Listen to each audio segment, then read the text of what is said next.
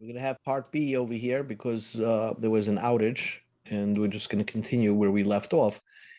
So the Gemara says that the story of Rav Yosef, that he killed 13 animals after he found the knife to have a notch on it after they shechted the 13th animal. So Gemara thought that he held like Rav Huna, and therefore we're going to assume that the notch happened by the skin of the first animal. So the Gemara says, no, not necessarily so. He puzzled all the other animals, the 12, the rest of the animals, but not the first animal that was geschachten.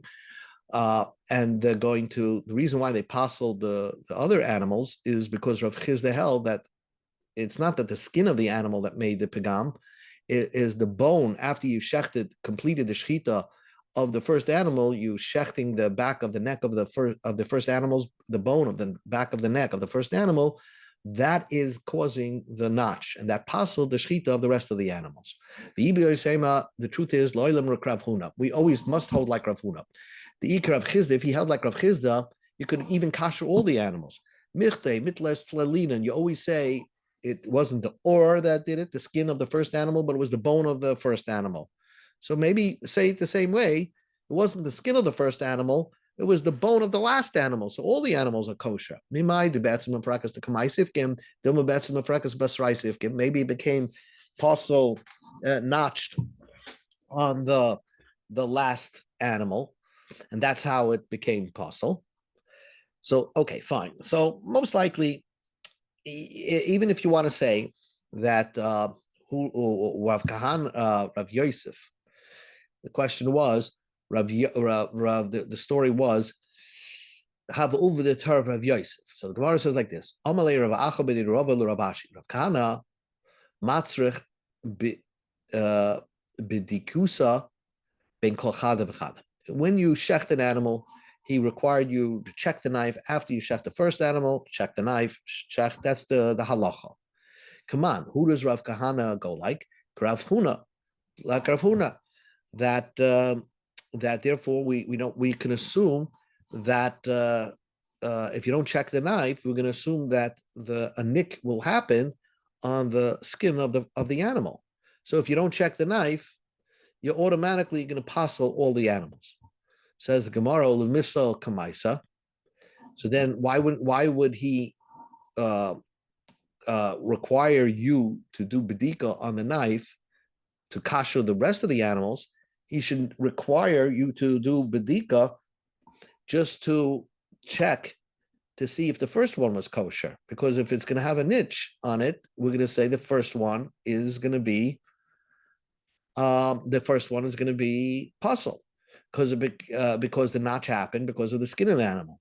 So not so. Rav Chizda, Rav Kahana held like Rav Chizda, and therefore we're never going to assume that the first animal is not kosher because the nick happened not because of the skin of the animal. The nick would have happened after the bone of the first animal, after the first way we learned, and therefore you need to check the knife. Lakshur basrais. If you want to do more shchitas with that knife, you really should check it to see it doesn't have a notch on it.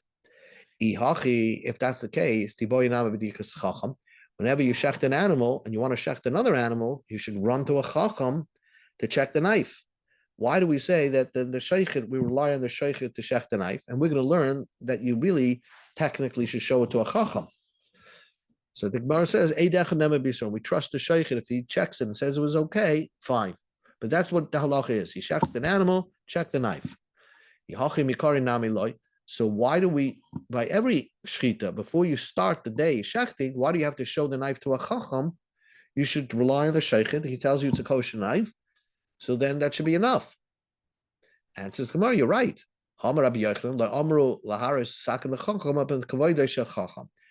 show honor to the chacham, we show him the knife. But technically, we don't need a chacham to tell me if this knife is kosher. If one witness says it was a kosher knife, even if he's not the chacham of the ear, it will be a kosher shechita. We're going to learn more about that on Daf Yud Zayin.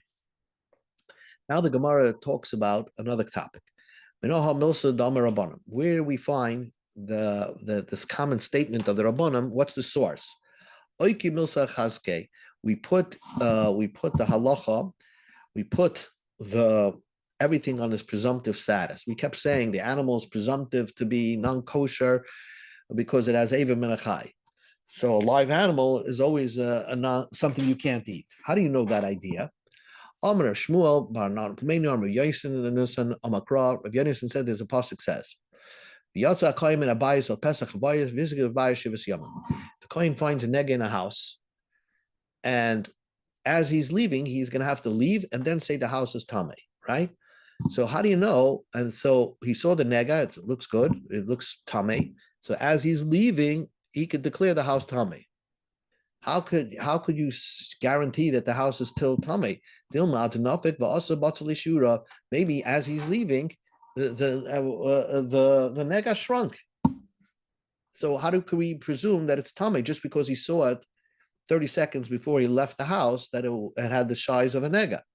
It must be that once you have a chazaka that there's something there, a nega of that size, you don't have to assume that by the time he left the house, 30 seconds later, the nega shrunk, and the nega shrunk in size, and it's not the right size.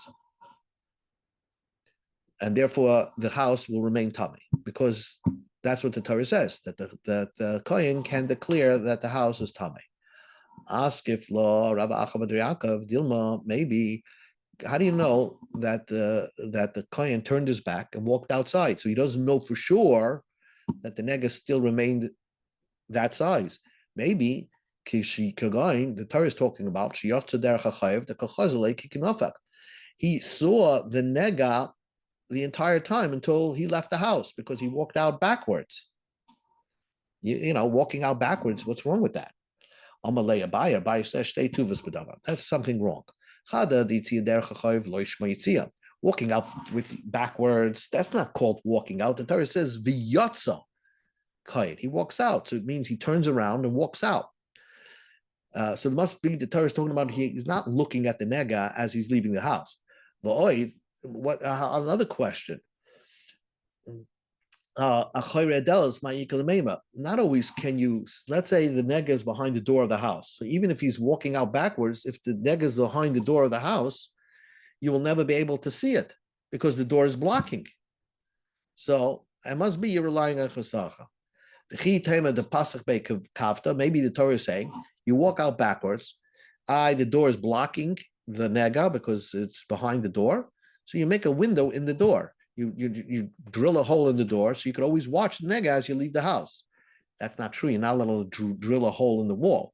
Make a window in the house. Well, time we learned in the bias afel ain't nega. When a kohen comes to a house to observe a nega, he's not allowed to drill windows, make new windows so we could see the nega. So we never drill windows to see a nega. So it must be, Abaye says, that the Torah is talking about where the person is not seeing the nega, the kohen is not seeing the nega as he left the house, and yet he could presumably assume that the nega remained its same size after he left the house, and he could be matama the house. We see that you go after chazaka. Omalei Rava says, concludes like this. The ka'amr, that you say yitzia derech hachorev lo yishma yitzia, going out backwards, that's not called, Rabbi says, going out backwards, that's not called leaving. That's not true. Kohen Gadol b'Yom Kippurim yachiach t'ksiv beyitzia t'nan yotzu boy loy derech knisasei. When the Kohen Gadol leaves Kodesh Kodashim, he actually walks out backwards. And even though the Chumash says he should yotza, he should go out of the Kodesh Kodashim, but walking out backwards could still be called walking out. So maybe the Torah is talking about somebody who walked out backwards. Maybe the nega was behind the wall. And how is he going to see the nega? And you can't make a hole in the door to see the nega because you're not supposed to make holes in a house. So the Gemara says, when you first walk into a house, it's dark in the house and you can't see the nega, you don't make a window to see the nega. But once you saw the nega and you're just making a window so you can see you can have a view of the nega as you leave the house, maybe there's nothing wrong with making a window. Maybe once you have a chazaka that the possibility is there is a nega in the house, maybe it's okay the presumptive status is there a nega, and you could make a window in the house. So Rava is trying to say that it's not necessarily a good proof that you go after chazaka, presumptive status, the fact that the kohen could be mitama a house that has a nega, because perhaps the Chumash is talking about where the kohen is observing the nega as he's leaving the house the full time, and therefore he sees that the nega still has the shear that could mitama the house. So that's why he could be mitama the house. It's not because there is a chazaka, and he could assume what he saw before still exists now. So there's, according to Rav, it's not such a good source from the nega of this idea of oike milsa chaske, that you assume things to remain on its presumptive status.